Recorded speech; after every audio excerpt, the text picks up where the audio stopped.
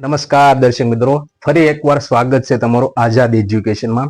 જો તમે મારી ચેનલમાં નવા છો તો સબસ્ક્રાઇબ જરૂરથી કરી લેજો. હવે આપણે વાત કરવાની છે એલઆરડી કોન્સ્ટેબલના મેરિટ વિશે.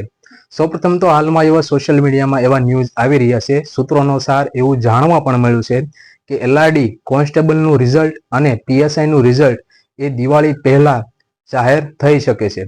હવે રિઝલ્ટ દિવાળી પહેલા જાહેર થાય કે ન થાય, અને જો થાય તો એ રિઝલ્ટ કેવું આવશે અને ક્યાં એનું કટઓફ અટકશે એના વિશે આપણે થોડીક વાત કરવાની છે.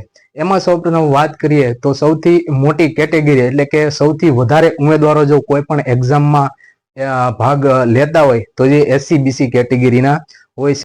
સૌથી વધારે ટ્રેન્ડિંગમાં જો રહેતી હોય કેટેગરી તો આપણી એસસી બીસી કેટેગરી છે.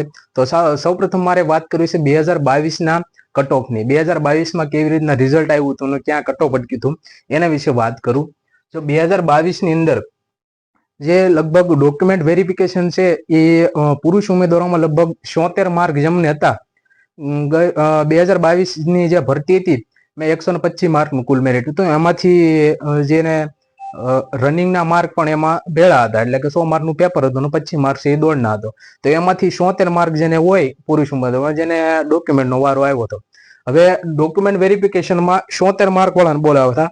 એમાં 2022માં છે ને બિન હથિયારીનું મેરિટ છે એ ક્યાં અટક્યું છે એની વાત કરું તો કે જનરલ કેટેગરીનું આ જે 76 માર્ક વાળું છે એ 76 માર્ક છે એસસીબીસી ના હતા. કોના? એસસીબીસી ના. કારણ કે આપણે વાત કરવાની છે એસસીબીસી ની. તો એસસીબીસી માં છે 76 માર્ક જે ઉમેદવારને હોય ને એ ઉમેદવારને ડોક્યુમેન્ટ વેરિફિકેશનમાં વારો આવ્યો હતો. તો આપણે બિન હથિયારીમાં છે એ એસસીબીસી નું કટઓફ ક્યાં અટક્યું હતું?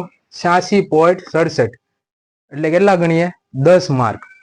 જો બિન થિયરીનું ગઈ ભરતીમાં કેટલા માર્ક આગળ હતું? 76 માર્કે ડોક્યુમેન્ટ વેરિફિકેશનનો વારો આવ્યો હતો અને 86 માર્કે બિન હથિયારીમાં મળી ગયું હતું એસસીબીસી કેટેગરી વાળાને. હવે બીજી કેટેગરીની પણ વાત કરી લઈએ. જનરલની અંદર અટક્યું હતું 90 માર્કે. 90 માર્ક જે પુરુષ ઉમેદવારોમાં બિન હથિયારી મળી ગયું હતું. પછી આવશે ઈડબ્લ્યુએસમાં 84 માર્ક જેને હોય એને બિન હથિયારીમાં મળી ગયું હતું પુરુષ ઉમેદવારોમાં.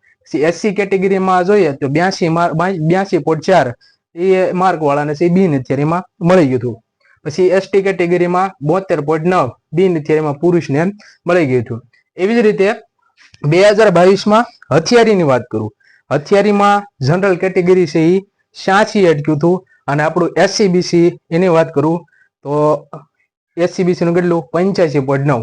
તો અહીંયા કેટલું છે? 86.67 અને એસસીબીસી નું છે 85.9. લ્યો એટલો ફરક છે એસસીબીસી ની અંદર. એટલે સીધું હથિયારી મળી ગયું હતું. હવે હથિયારીની અંદર જનરલમાં 86, ઈડબ્લ્યુએસમાં 83. જો આ કેટલું છે જનરલનું? અહીંયા 90 અને હથિયારીમાં જોઈએ તો 86 છે. ઈડબ્લ્યુએસમાં કેટલું? 84. તો અહીંયા 83. એસસી નું 82.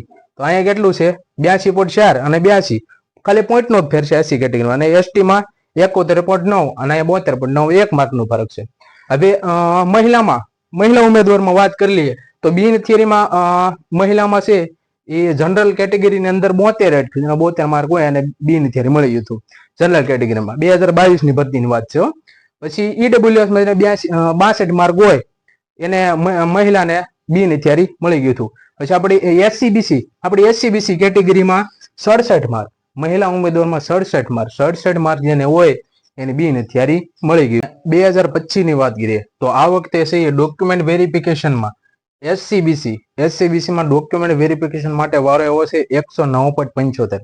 કારણ કે આ વખતે 200 માર્કનું પેપર હતું અને રનિંગના માર્ક હતા, એટલે 109.75 જેને માર્ક હોય એને ડોક્યુમેન્ટ વેરિફિકેશનમાં વારો આવ્યો છે.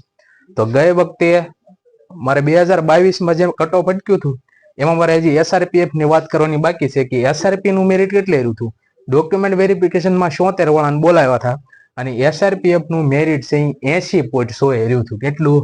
80.100. ખાલી 4 માર્ક પ્લસ થયા હતા. કેટલા? 4 માર્ક. તો આ વખતે આપણી એસસીબીસી ની વાત કરીએ તો વધુ કેટલા માર્ક પ્લસ થાય? 4 ની બદલે 5, 6, 7. મને તમે કેવો કે કેટલા માર્ક પ્લસ થાય? 6, 7, 8. એટલે આપણે 5, 6, 7 116 થી 17 વાળાને મૂંઝાવાનું થતું નથી. 16 થી 17 વાળાને મૂંઝાવાનું થતું નથી. કારણ કે ગઈ વખતે 4 માર્ક પ્લસ થયા હતા. 5, 6, 7 માર્ક પ્લસ કરીએ તો પણ 16, 17 વાળાનો વારો આરામથી આવી શકે છે. ઘણા લોકો એમ પણ કહે છે કે ભાઈ જનરલ કેટેગરીની અંદર જે જગ્યા છે, અત્યારે જનરલમાં જે લોકોનો બોલાવેલા છે કે 10,000 પ્લસ 10,333 જે જગ્યા છે એની અંદર 80% SC/BC ના લોકો છે.